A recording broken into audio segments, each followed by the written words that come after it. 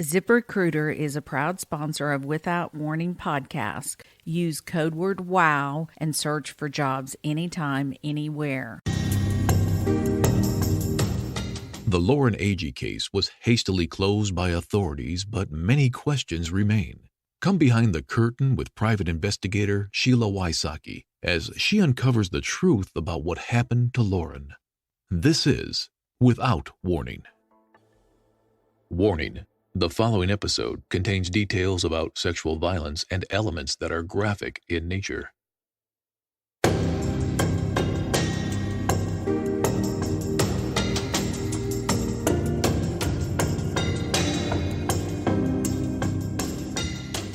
A lot happened in the last episode when you heard the beginning of Sheriff Patrick Ray's deposition.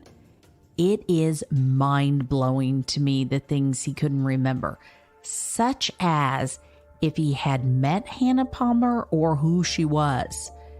She is a key player in your investigation, and you can't remember her name or if you met her? His deposition has left me dumbfounded, as I'm sure it has done the same to many of you. The scary part is that we still have a whole second half of his deposition to listen to. So let's dive right back into it. Do you conduct any type of review with the investigators, detectives, and officers after they initiate their investigation and prior to its conclusion? Do we talk about it? Is that what you're asking? Yes. Yes. Mm-hmm. And what did you discuss with Detective Taylor about this case? He had just told me about the statements that he had and that he had talked to them and talked to the pathologist. He had talked to him and just things of that nature. I mean, did you ever discuss anything that you'd heard about the case in the media or in the press? Oh, about the whole case from Yes. then to now? Yes. Oh, yes. Tell me what your discussions were like with Detective Taylor about the press. The majority of after the case, after all this, is the negative things that has been put on TV. Yes, we've discussed that multiple times. And what did you say? What types of things would you say? This is what I've said from the very beginning, and it's what I've said in any press release I've done on it or anything else. If Miss Smith had information about Lauren Agee's death that we did not know about, then she has never came to me or to the, far as I know, to the district attorney with any of that. And then and some of the things that were said and done during those interviews with those were one-sided things to make it look like something was wrong. Is that good enough for you? I just wanted to know what you said. Did you ever have conversations with Jeremy Taylor about this case via text message? As in what? I mean, I don't know. Anything at all? Other than maybe if he got a subpoena or something on this, yeah, but he told me he had to go. And what telephone number did you use for those text message conversations? They could have been either one. It could have been my personal phone or my department phone. Have you had text conversations with anyone else about this case? No. Have Not to talk about nothing. Well, no, not to say anything. What about to say that you had a deposition today? No. Okay. Have you ever talked to your wife about this case? Yes. What did you say? What is the nature of your communication with your wife about this case? It makes me very angry. Why? Very angry. I'm sorry? Why is that? Because of the lies and the slant that has been put toward it to me, for me to use my name like that, yes, very upsets me greatly. That anybody here that knows me would say that if I thought something was wrong, I wouldn't sleep till it got right. And to put a slant on something like that is very disrespectful, I think. So, and I've said from the very beginning, and I'll say it here on camera, that I don't blame Miss Smith. If that was my child, I would do the same exact thing. I'd try my best to do whatever I could find out, because I have one child, and if something happened to him, I'd be just like her. So I'm sincere when I say that, but I just probably wouldn't have went about it the way she did with some of it. You mentioned press statements that you have made. Yes. Such as the ones that you've repeated today. Approximately how many times have you spoken to the press? They're in your discovery, or not discovery, public records. They're in there of what I've made. Okay, let's see. A couple copies. I'll show you and just ask a couple questions about these to verify. This is a transcript of one press statement that I have seen dated January 4th, 2018. Does this appear to be a transcript of your statement? Yes, it is. Do you recall making these statements? Yes, I do. Would you read the first paragraph for me, please, for the record?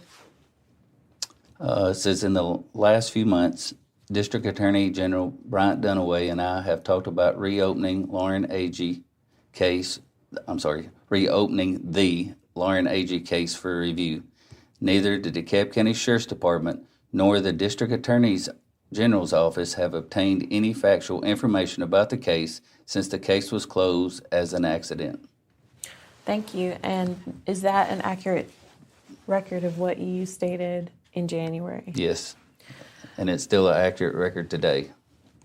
Approximately how frequently have you spoken to District Attorney General Bryant Dunaway regarding this case?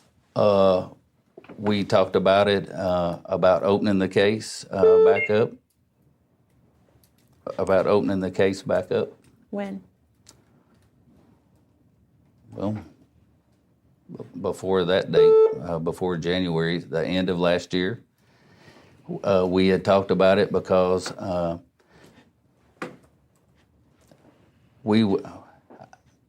the concern was that there was no new information on it, and I don't know why we would open up a case without new evidence that was there just to open a case. And we discussed letting somebody review it, which was did happen. The TBI did review the case file and see what their opinion of it was. So, I mean, there was just different talks about that, you know. So approximately how regularly did you and District Attorney General Bryant Dunaway talk about the possibility of reopening the case prior to this statement? How frequently? How many times did y'all meet and talk? A couple times, three times. 2 or 3 times. And approximately when did those 2 or 3 conversations take place? Probably in the latter part of 2017. Okay. I can't give you That's fair. a date on it. Were they by phone, text message, in person, email? No, they were by phone. Okay. Or maybe even face-to-face. Okay. Yeah. Was anyone else present when you had those communications? No. You mentioned that the decision was made to have TBI review the case file. Is that true? Yes. Mm-hmm. Who made that decision? To let them do it? Yes. It was a joint decision. Okay. Mm-hmm. And which individuals at the Tennessee Bureau of Investigations conducted that follow-up review? He did that. You would have to ask General Dunaway that. Mm-hmm. Okay. He's the one that had the call for that to happen. Okay. I don't. They could review it for me, but he's the district attorney that asked the TBI for investigation. So, did you ever have any communications with anyone from TBI during their review of your file?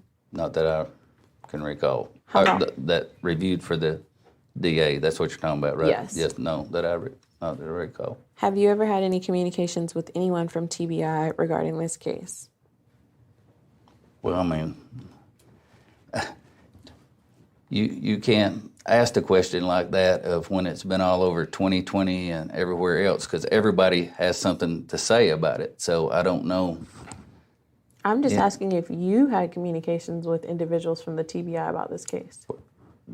That they've seen it on TV, yes. No. I want to know if you personally spoke face-to-face or by phone or to like reopen or anything? Is that or regarding anything having to do with this case, if you talked to people from TBI about this case. Well, there you go. That's what I'm saying on what has been on TV. I'm sure I've said something to some of them.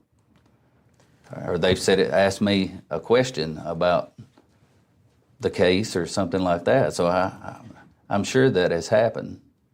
Do you remember who you talked to at TBI? No, you don't understand where I'm coming from with that. When you have a county of 19,000 and you put that county on national news as something that has gone wrong, then it stirs every county around us that as far as police departments, sheriff's departments, other that want to ask questions. So to say that I've not talked to anybody about that, I don't know I could say that in good faith, because I'm sure I have. I'm sure somebody's asked me about it. Do you remember the last time someone from TBI asked you questions about this case? No. Do you recall It's been a long time. Do you recall anything about the substance of your communications with folks about this case from TBI? No. Okay. No, it would just been in a general conversation. It wouldn't be investigative stuff with them. Okay. I've never talked to nobody that I know of from TBI about the investigation part of the case. It was just about the accusations that was on the news stuff. Back to your press statement, would you please read paragraph 2, beginning with I have not only... Yep. I have not only agreed with the reopening the case for review, I have encouraged it. My department has already and will continue to give any available resources that my department has to the District Attorney General's office, the Tennessee Bureau of Investigation, and any other local, state, and federal departments who wants to look into this incident, but not only looking into this incident, but any incident my department investigates.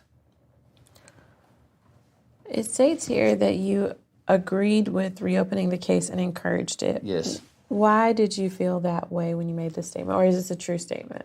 Yes, this is a true statement. Okay. Why did you agree that it should be reopened? On the beginning, I'll go back and say again, on the beginning of it, I wasn't for sure that if we needed to do that because there was no information that had came from anybody, Miss Smith,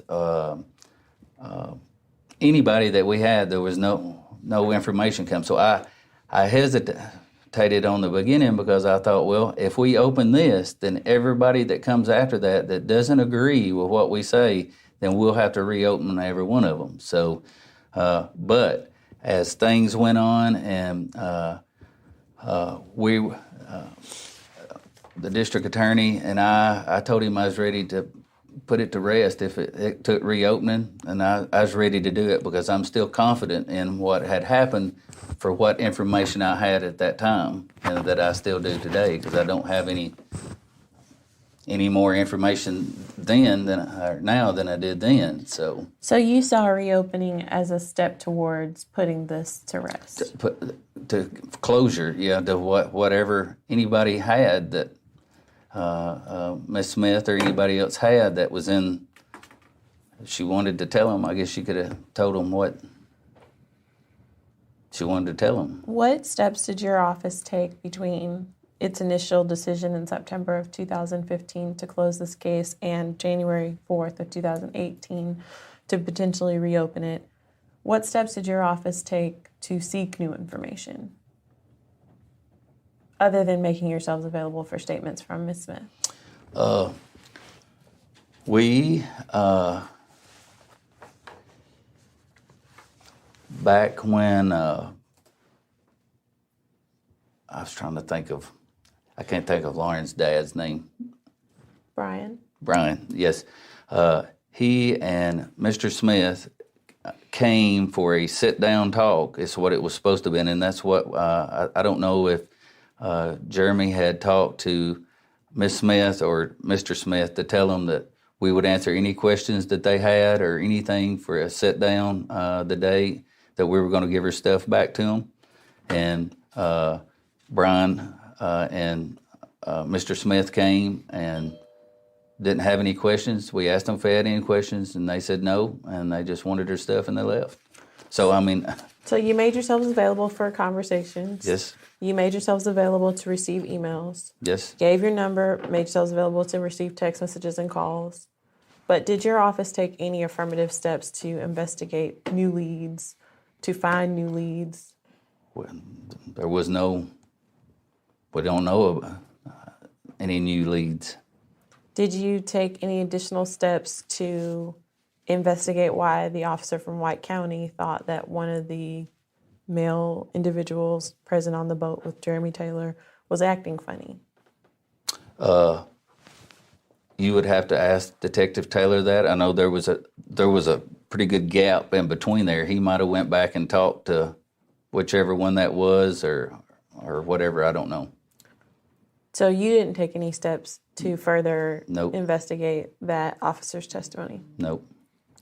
Did you make any steps or take any action to interview any witnesses after the case was initially closed and there was talk of it potentially being reopened?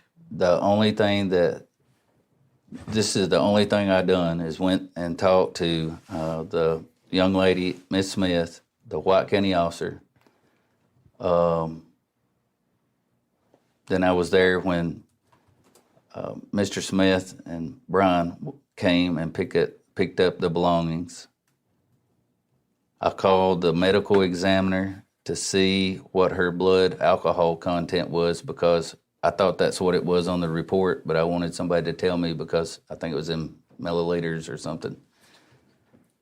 And I went with Chief Deputy Robert Patrick to take a picture of a boat.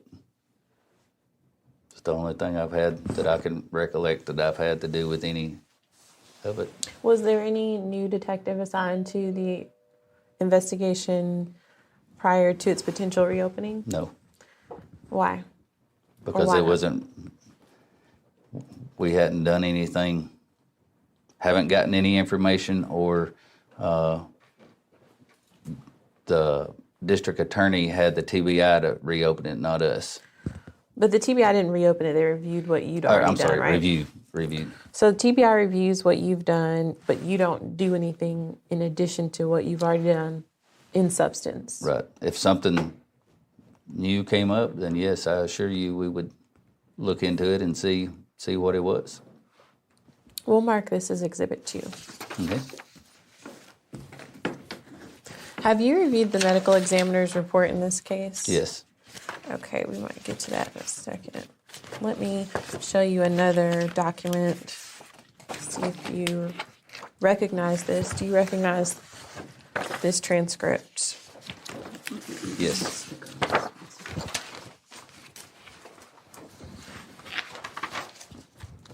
What is it?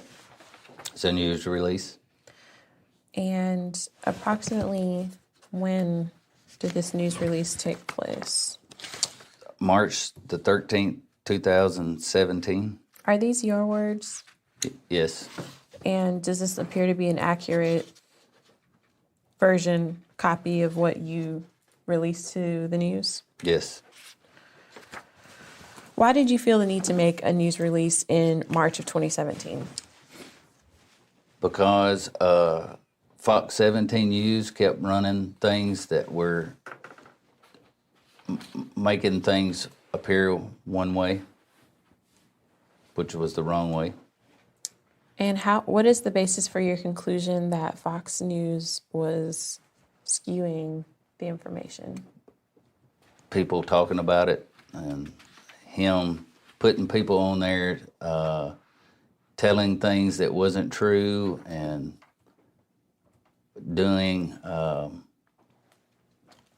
scenarios of things that wasn't true. Tell me about the scenarios that you saw. Of the dummies, them throwing the dummies off the cliff. Okay, so Fox 17 did a news report about someone throwing dummies off of the cliff. Yep.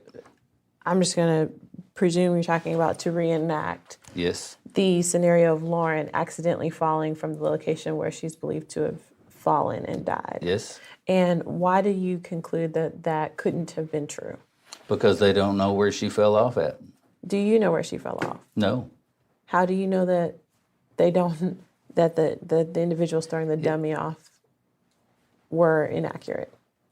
Because they don't know that that's where she fell off. Where that happened at is very close to my house. Right across from there is a boat ramp that I've used all my life. I know where that is. I know how narrow and long that it goes back in there. So to say that they knew exactly where she fell off would be a false statement to them, because they have no idea. They're like me. They have no idea. The only thing I have are the facts of what has happened to know that she suffered a fall. And that's all they have too. How do you know that Lauren Agee suffered a fall? By the autopsy. The autopsy report we'll get to in just a second. Let's mark this Exhibit 3.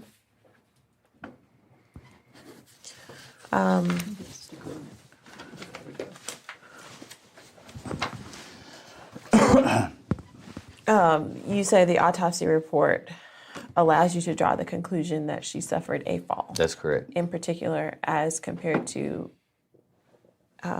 any other form of blunt force trauma which might have caused her death.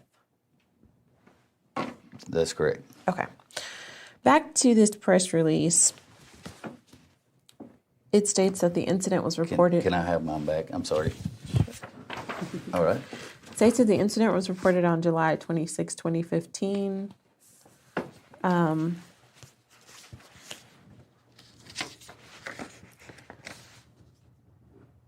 Why did you feel it was important to disclose herein that the autopsy toxicology results document her blood alcohol level being twice the legal limit? Because that's what it was. But I'm asking... All these in here are facts. Mm-hmm. I'm going to say again, I want to read the last statement, let you read the last thing that's in the first paragraph. And when you go out and slander my department about something, then I'm going to try to straighten it back up. And these are the facts of the case.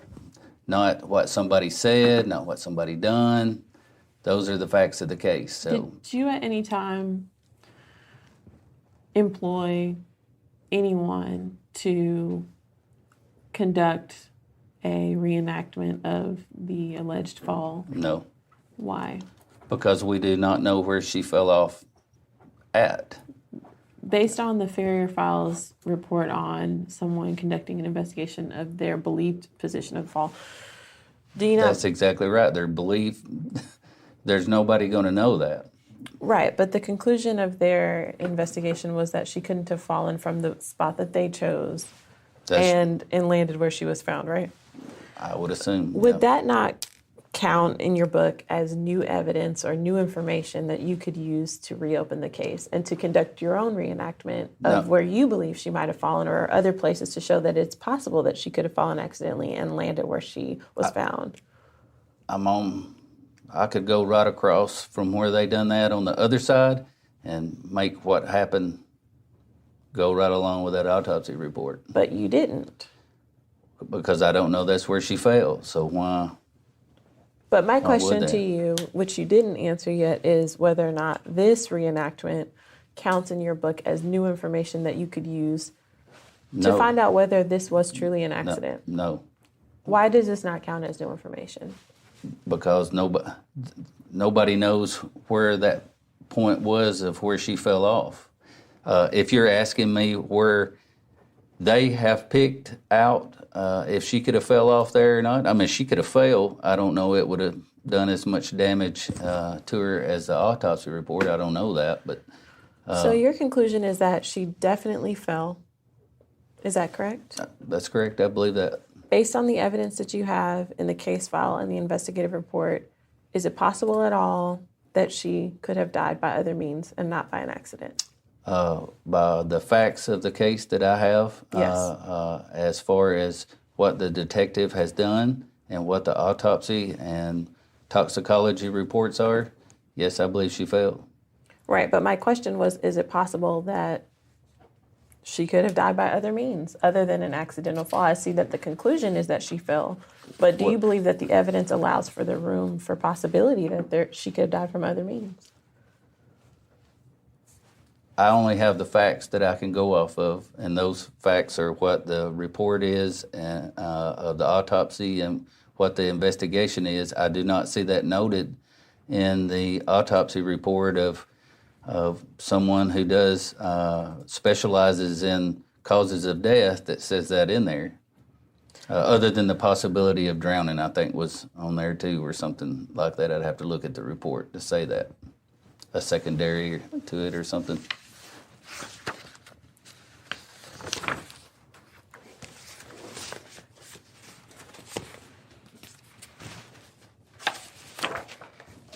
Did you ever go and visit the campsite where Lauren and her No. friends were staying at? So have you seen the campsite in person at all with respect to this investigation? I know where it's at because I've grew up my whole life down where I live, so that's not far from where I live.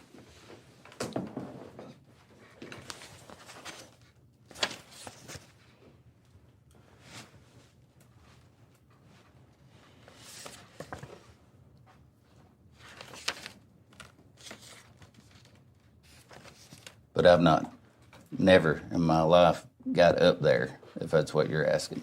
Yeah. I just drive by it. I fish by it sometimes.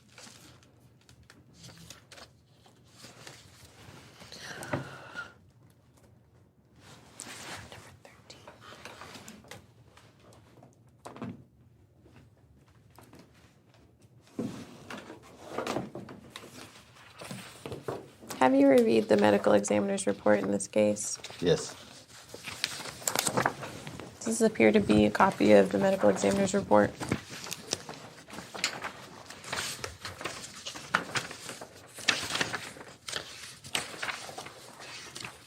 Yes. At line 18 on page 3,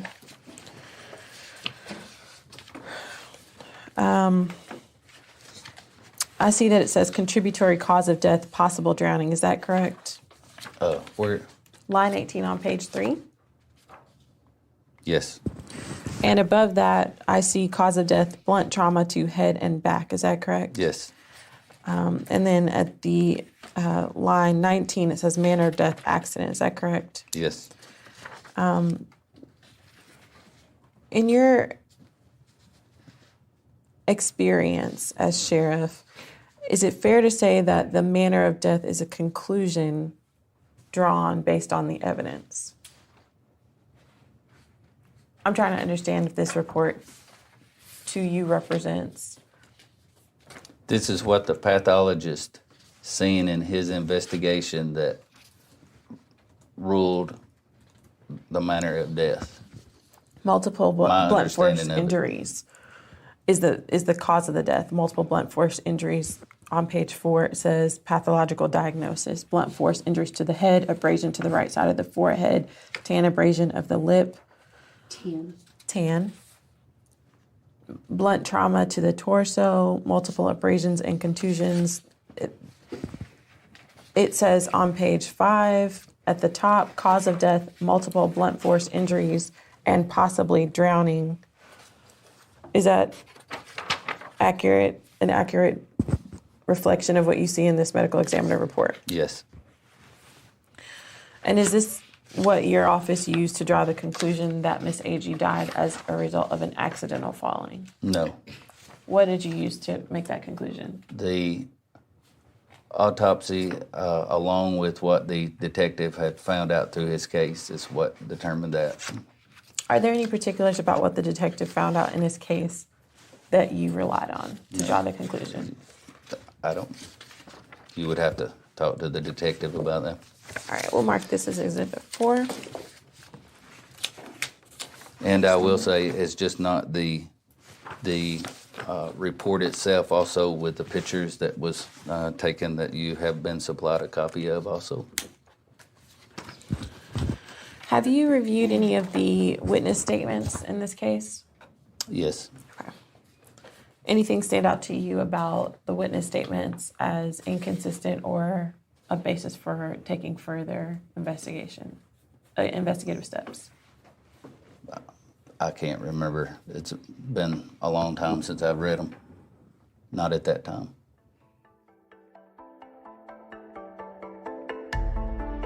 We will get back to Sheriff Patrick Ray's fascinating deposition in just a second. I want to take a moment and thank Ryan Ryder of Triple R Investigations out of Hurst, Texas, for his assistance in a case using his 3D scanning machine called Pharaoh. Ryan is able to do a reconstruction of a crime scene or crash. If you're looking for this kind of expertise, reach out to Ryan at 817-905-9779 or go online and look up triplerinvestigations.com. Let's get back to the most fascinating deposition with Sheriff Patrick Ray.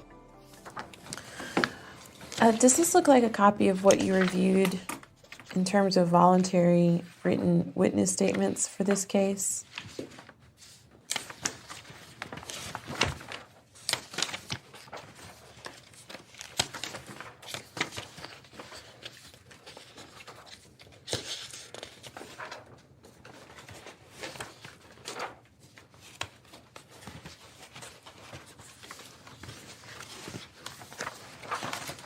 Yes. Do you recall ever speaking with or interviewing in person Cassie Franks? No. Recall ever speaking with I didn't speak to anyone in here other than Hannah Palmer? who I believe to be Hannah Palmer. Okay. Yes. Let's go to Hannah Palmer's statement then. It would be on page 1, 2, 3, 4. I'll give you a moment to read what she's written here. Are you going to ask me if she said anything different the night that I talked to her? Is that? Maybe. I don't. See, I talked to her dad more than I talked to her. Detective Taylor talked to her, so I don't have any knowledge of anything that she said or we even talked about there. Okay. Other than she was upset. I remember see. that her and her mom and dad were upset. But Would you take okay, just but a quick moment to I'll read it and then? Okay. Do you recall, does this bring to your recollection any details about the conversation you had with Hannah's dad? No. Okay, thank you. We'll mark this as Exhibit 5. To your knowledge, was there a lie detector test conducted on any of the witnesses or parties to the lawsuit? No. And do you have any information or understanding about why that was not done? It would be secondhand. Tell me what you know about the lie detector issue. I know that Detective Taylor told me that he tried to get one done, but everybody that he talked to said that it might not be a true, or not a true test, a good test because of something about emotions and stuff like that might affect the test. Have you ever used lie detector tests in death investigations? Not that I can recall. I don't know. Is that something your office Yes. encourages Yes, or I have. uses? Yes, I have in my career. Do you find them to be useful to provide additional information or clarify? You can't use them in court. I mean, it just tells you if you're on the right track, I guess, or not. Okay, so you find them to be useful to help you build your investigation. Yes. Do you think it would have been useful in this case? If they would have worked, it would. I don't know if the ones, I don't know who he talked to or whatever. That's what he told me, that they said that they would show deception or might not show deception if they were upset or something. I can't remember. There was something wrong why he couldn't. Because to my knowledge, he agreed. He asked, and they agreed to take them. So, did you ever give permission or authority to have the lie detectors conducted? I would have been all right with it. Okay. Mm-hmm. And did you ever follow up with Detective Taylor about why the tests were not conducted? Yeah, that's what he told me, that I think he asked more than one to do, and some of them didn't want to do it, I think because it wasn't a criminal case or something, that they didn't see a need to do them because they wouldn't, something, I don't remember it was. Mm-hmm. What's your understanding about who raised the objection about the test's validity? I don't know. You don't know? Okay. And did you encourage Detective Taylor to persist in seeking to obtain the lie detective? Oh, he did that on his own. But did you ever encourage him to keep trying on it? No, because he was trying to call to find people to do them. Okay. I think he had done one maybe from somebody else that he knew that somebody had done polygraphs on, or conducted polygraphs, and he was going to try to get a hold of them. I think he did. Do you know the name of that person? I do not. What is the name of the contractor that your office typically uses for polygraphs? We go through TBI or somebody. Okay. Would the TBI ever have reason to object to issuance of a polygraph? I think they rejected him. And why do you think that is? Because I don't know if it was because of that reason or not. All right. I just, if I know Jeremy like I know think I know him, then I think that would have been his first place to go. Would have been the TBI to try to get that would have been mine, and that would have been most of the detectives there, because that is their assistant agency if we need anything done. When you spoke with when you spoke with General Dunaway, thank you, about potentially reopening the case, yes. Did you discuss the potential of revisiting polygraphs? No, that's not. We didn't talk about things like that. Reopening the case, it was just that if we were going to do it or not is what we had discussed at that time. Right, and we were trying to find reasons too. I'll be honest with you, to reopen or to have the review or reopen or whatever to that, because of we just didn't have no new information. Right. Do you think you might have gotten new information by conducting the polygraphs? Oh, I can't answer that part there, because I know nothing about polygraphs. If there's a chance of them being false that would show a negative when it was supposed to show a positive, then I wouldn't trust the test. So I would say no. If there's a reason for that, I wouldn't want to do I know you can't be on certain medications when you do a polygraph. So I wouldn't want to polygraph somebody that was on those medications if I knew it in the beginning. So if there was a good chance that they're going to show a false positive or whatever they are, or a deception on there when there might not be, no, I would not use them. And when you were considering reopening the case and looking for new information to help you have a reason to reopen the case, did you initiate any new lab tests, such as No. DNA testing of evidence collected at the scene? No. Was there any evidence collected at the scene? Yes. What? There is a receipt, I think, of what was taken in your packets.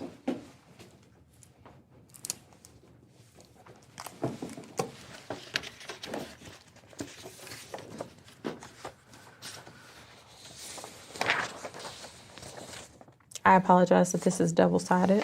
Okay. But I will hand you a copy of what appears to be the receipt of Miss Agee's belongings. Does this reflect Yes. what you're referring to? Yes. And is this an accurate copy of what your office Now, provided? Notice my signature is not, I don't know which one you're on, but on the back one there with the Jeep, I was not there at that time. So, Okay. Does this appear to be what you've reviewed in preparation for today? No, I didn't look at this. Okay. Is there anything about this that looks inaccurate based on your knowledge of this case and this investigation? No, I signed this receipt. Okay. So this is the receipt for Miss Agee's belongings, and it reads iPhone 6, brown purse with personal belongings, large overnight bag with clothing and personal belongings, another iPhone, Lauren Agee driver license, evidence bag of jewelry. Is that correct? Yes. Was there any other evidence collected at the scene that's not on this receipt? I can't answer that. To your knowledge, was there any other evidence that your office possessed or reviewed? You don't? Not that I know of. Okay. And I know nothing about the, what is that, Jeep, I guess, 2014 Jeep. I wasn't there. I think that was at the scene. I'm pretty sure. To your knowledge, was there any DNA or blood testing done on Miss Agee at the scene? Oh, no. Is that consistent with the steps you would take in a death investigation? Yes. You would not take DNA or blood No. evidence. Why? Why not? Are you talking about from her body? Is that what you're talking Yes. about? No. That would be the pathologist or somebody like that that would do that. Alrighty, but is it consistent with your knowledge of death investigations that the pathologist or somebody like that would not collect such evidence? If I know through my experience, usually there's some sort of communication between the pathologist and the requesting agency or officer if something looks to be wrong, or if it was if they had found something on Lauren's body, such as a gunshot wound or a knife wound or something like that. I think that it's been my experience that they will contact you and tell you, hey, something's wrong. So it's the job of the detective on the case to direct such collection of evidence if the detective ascertains a reason to go suspect get it. Foul play. Yes, if it was like you talk about DNA, like a rape kit or some other blood on Exactly. her that the pathologist thought maybe under her fingernails or something. Exactly. Yes. All right. Yes. Now, in this case, after the rumors that you heard, the information about emails to Ms. Smith, the suspicion based on the officer from White County, and then the Farrier Files investigation of the alleged fall, did you find that at the point, January 2018, when you were considering reopening the case, it would have been helpful to have had DNA testing, rape kits, blood tests to review in your consideration of whether or not to reopen the case? On the type of injuries that she had that was a cause of death, we would not do a rape kit, DNA kit, unless there was something there that set outside of those parameters of what the pathologist told us. If he says she's been raped, then yes, we would go do one. But how would the pathologist know that she's been raped without conducting a rape kit? Did you not just testify that it's up to the directing officer to request such yes, collection of evidence? but we would not do that on an accidental fall. But how can you conclude that it's an accidental fall until you've completed your investigation? By what the pathologist told the detective. If he tells the detective she's been raped or she had a gunshot wound or something like that, that would change the course of what we would do in the investigation. And that's with any investigation. If in a traffic fatality, if there's an autopsy done, we had one done a couple of weeks ago, we wouldn't do a rape kit on somebody for that. But you see how this is sort of a circular argument. You say that if the pathologist concludes it's an accident. Well, Wait, let me finish my question if you don't mind. Okay. I'm just trying to understand what triggers your office to conduct further investigation. So you testified that if the pathologist concludes it's an accident, not a rape, then the directing officer does not request a rape kit or DNA evidence. But if the requesting officer doesn't direct collection of such evidence, then the pathologist doesn't have additional evidence to use to make certain conclusions. He is going to know, the pathologist should know if something is outside the norm of what the person was sent down there for. He's going to probably know if she was raped. I mean, he's looking. I don't know if you ever sat through an autopsy, but he's looking at the inside of organs. So he's going to know if something is out of the norm for what he thinks the cause of death is. And I don't know. Well, yeah, I do know where he's by the pictures that where he started on his investigation at. I can tell by the pictures of where he done his first cuts. So, is it fair to say that you and Jeremy Taylor relied in large part on what the pathologist told you? Well, not only that, of what the whole case that he had worked on up to that point, yes, and the pathologist. Tell me what you mean when you say the whole case. His interviews that he done, what determination he made through, and then what determination that the pathologist made, and the determination of what the district attorney that he talked to. So a determination is a conclusion, is it not? Yes. So what facts or evidence did your office rely on to draw the determinations, to draw the conclusion that this was an accident besides the interviews? The autopsy also. Autopsy, interview, what else?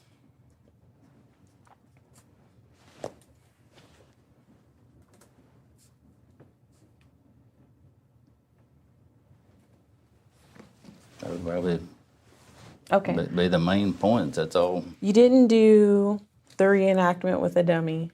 No. You didn't find that to be useful. No, and I still don't find that to be You still don't useful. find it to have Yes. been useful, even after there's been the allegation that this wasn't an accidental fall and that Lauren's friends were involved in causing her blunt force trauma, which led to her death. See, that is real concerning to me, that a mother who thinks that something has happened to her daughter has not contacted the sheriff or the district attorney to tell them what information they had for that. I could tell down there the night that I first met her that she did not like Detective Taylor. And I think I know the reason that she didn't like him, because he did not tell her everything that he was doing because of, in fear that she would do right what she done about going and trying to investigate things herself instead of letting the department investigate those.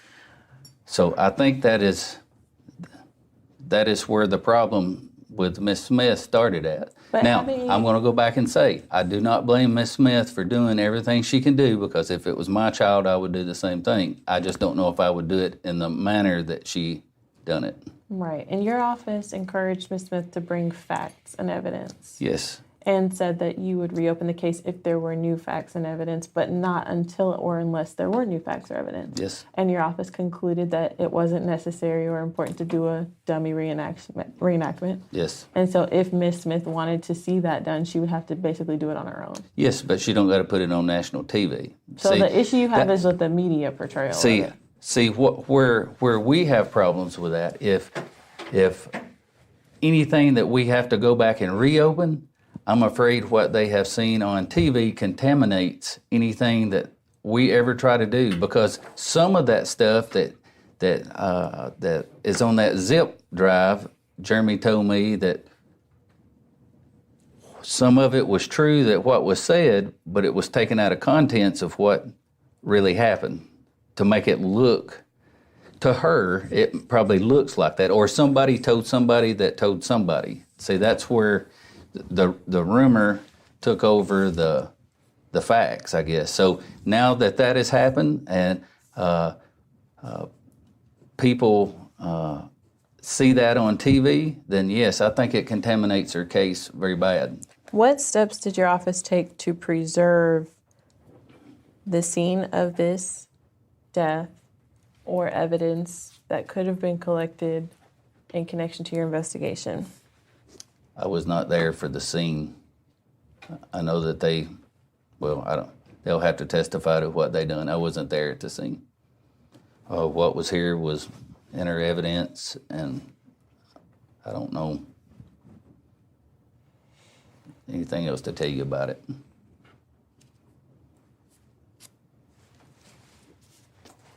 We will mark the receipt as the next sequential exhibit number. 6. Exhibit number 6.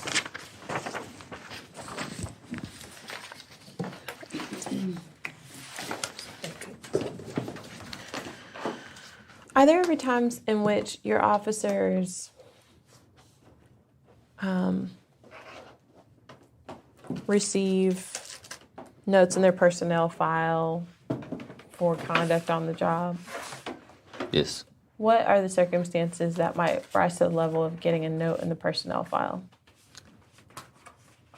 If someone sends a letter up there to brag on them or something, then most of the time I'll put that in their file, or any Positive. kind of conduct that they have as far as discipline goes in their file. Okay. I've got a copy of the personnel file that you shared with our firm for Jeremy Taylor, and I just want you to verify that this is a complete and accurate copy of the file. I'll give you a moment to flip through this. Yes, it appears to be what is in his personnel file. I Okay. sent you. Other than forms that he signed at his hire, is there anything in this file that reflects a positive accolade from the public? You mentioned earlier that folks might get a copy of a compliment or certificate. No. Any complaints That doesn't mean, though, that he didn't receive them? that people hasn't said something to me. They just didn't send it in a letter form. I understand. I'm going to skip to the end. Second to last page Yes. contains a statement dated April 24th, 2016 with your name at the top. Do you recall I do. this statement? And do you recall placing Mr. Taylor on leave for 3 days without pay for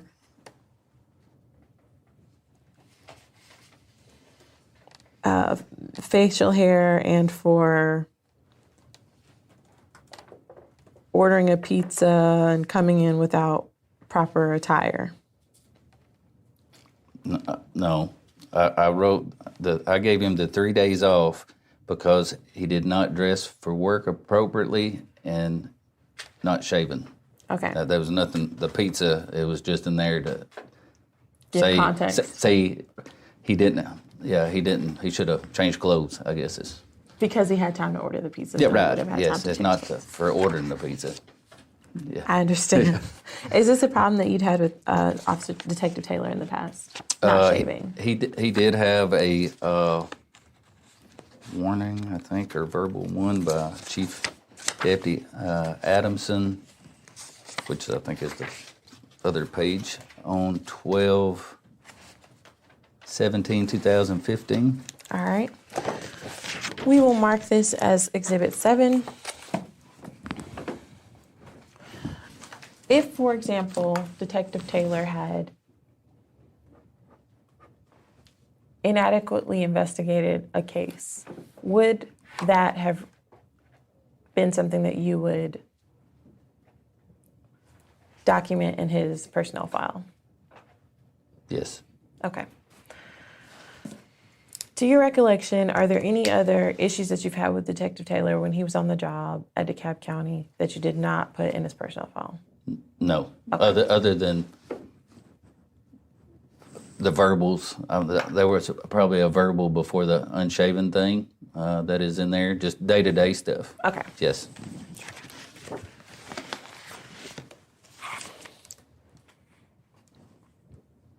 I have nothing further. No questions.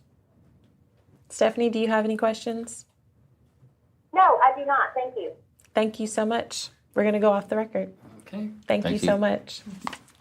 I was under 25 minutes. This concludes the video deposition of Patrick Ray. The time is 12:26 p.m. and we are officially off the record.